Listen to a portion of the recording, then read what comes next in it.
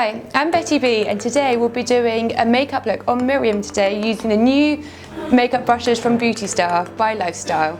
First we'll be using this brush to apply a colour in the centre of the lid. Using the same shaped brush, we are applying a darker colour.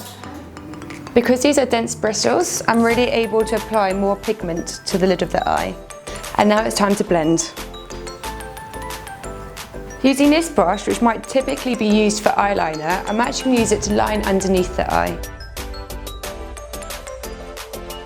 And now using the fan brush, we're going to wipe away any excess powder. Now using this angled eyeliner brush, I'll be applying eyeliner through the tear duct and to the top of the lid.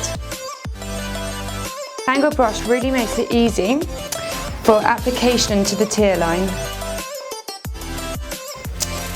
Now using this finer brush, I'm going to use it to highlight around the eyebrows. Using this brush to apply the foundation. And using this brush, I'll be using a powder to set the foundation.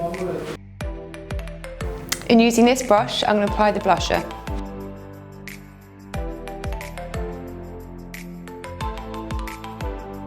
And there you have it, our finished look.